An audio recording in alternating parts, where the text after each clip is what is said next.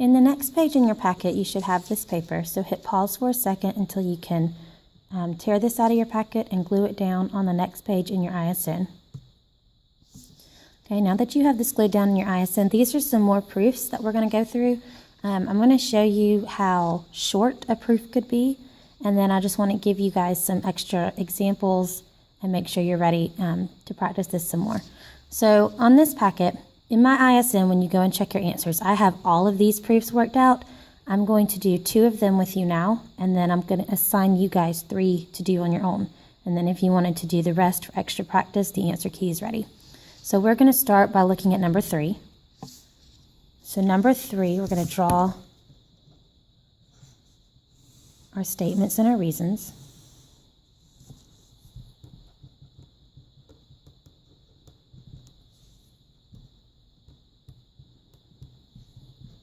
And like we learned on our proof outline that's on page 40 in your ISN, you're always starting with what you're given. Well, number 3, we are given that DE is congruent to DF.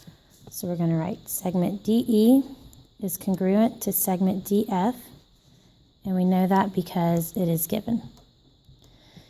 Now this one's a little different from the outline because we don't need to get a congruent part for statement 2 because this is a congruent part. So sometimes your given will actually give you a congruent part. So we're combining 2 steps in one right here. So now that we have this given, we already know that's a congruent part, we're going to go down to the second given. So in number 3, our second given is that EF is congruent to HF. I'm sorry, EH is congruent to HF. So segment EH is congruent to segment HF. We know that because it's given. Okay, so when we look on our picture, we know DE is congruent to DF, so I'm going to mark those. We know EH is congruent to HF, so I'm going to mark those. And now we have 2 pieces, 2 congruent pieces. So remember what I told you. Once you have 2 pieces that are congruent, the very next step, oops, I can't count, that's supposed to be a 2. The very next step is you're going to come to step 3, and this is either going to be reflexive property or vertical angles every single time. So once you know 2 congruent pieces, you can have reflexive angles, reflexive property, or vertical angles. So when I look at this picture, there is not an X, but I do have these 2 triangles that are glued together right here. They share this piece. So I can say DH is congruent to DH by the reflexive property. So that's going to be number 3. DH is congruent to DH by reflexive property. Okay. Now I have 3 congruent pieces, and I'm going to come over here to my picture and mark that. So there's my third piece. Once you have 3 congruent pieces, your very next step is going to be that the triangles are congruent. So 3 congruent pieces, triangles congruent every time. So statement 4, now that I've got these 3 pieces the same, right here, this is what I'm trying to prove. That's going to be my last statement. Triangle DHE is congruent to triangle DHF.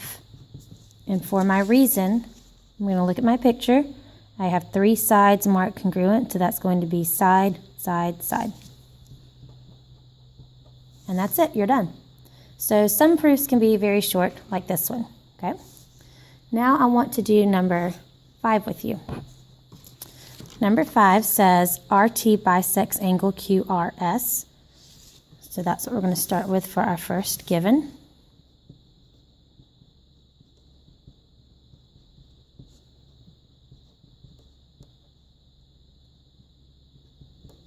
And we know that because it's given. Okay. Now, I told you this trick in the last video, but I'm going to say it again just to make sure that you remembered it. When you have a vocab word here, when your statement is a vocab word, the very next reason is always going to be definition of whatever that vocab word is.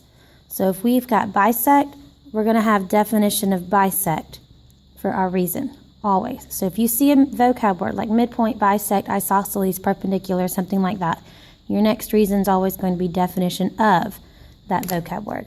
So on this one, we don't have a congruent part in our given, so we need to get a congruent part. So we're going to look at our picture. It says RT bisects angle QRS. So first, we're going to find QRS. QRS is right here. So if this is your angle and RT is chopping it in half, if I have an angle and I'm chopping it in half, that's going to give me two congruent angles. These two angles are going to be the same. Okay? It does not give me two segments. If I have an angle and I chop it in half, I have two congruent angles. If I have a segment and I chop it in half, I have two congruent segments. It's just like if you had a cookie and you chopped a cookie in half, you would have two congruent cookies. You would not slice a cookie in half and say you had two congruent cakes. Okay, it's the same thing with angles and segments. So if you're bisecting an angle, whatever comes after the word bisect, you're bisecting an angle, then you're going to have two congruent angles. So QRS, excuse me, is right here. So that means this angle is congruent to that angle. Because if QRS is getting chopped in half, those two angles are congruent. So I'm going to name those 1 and 2. So I'm going to come over to my proof. And I'm going to say angle 1 is congruent to angle 2. Now, in your proof, I am completely fine with you saying angle 1 is congruent to angle 2. But you cannot tell me 1 is congruent to 2 if you don't have a 1 and 2 in your picture. So make sure you put a 1 and 2 in your picture if you're going to talk about 1 and 2 in your proof. If you have 1 and 2 here but not in your picture, I'm going to count off on that. Okay, so we have a given congruent part. Now we're going to do our next given, which is RT bisects angle QTS.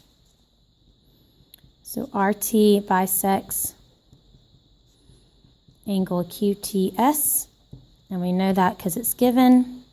And see, look again, we have a vocab word, so what's our very next reason going to be? Definition of that vocab word. Okay. So since RT bisects QTS, that's this angle here. This angle's getting chopped in half, so that means this piece is congruent to that piece. Again, we're not making segments congruent because we have angles that are getting chopped in half. So QTS is bisected. That means those two angles are the same. I'm going to call that 3 and 4. I'm going to label it in my picture, and then I can talk about it in my proof. So angle 3 is congruent to angle 4. Okay, so we have one congruent part, two congruent parts. Once you have two congruent parts, the very next step is reflexive property or vertical angles. I'm going to look at my picture. I do not see an X in this picture, so since there's no X, then I know I'm going to do reflexive property because these two triangles are glued together at RT. So my statement 5 is going to be segment RT is congruent to segment RT by reflexive property.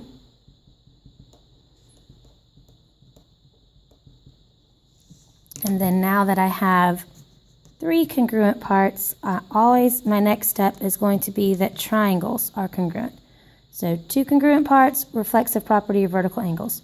3 congruent parts, congruent triangles every time. So I'm going to look at number 5, and that's what I'm proving. Triangle RTQ is congruent to triangle RTS. So triangle RTQ is congruent to triangle RTS. And I know that because I need to mark my RT is congruent to RT right here. So now I've got angle, side, angle. When I go around in one triangle, angle, side, angle. So I'm going to put angle, side, angle. And now I'm done with this proof. So what I would like you to do now is I want you guys to try number 4, 7, and 8.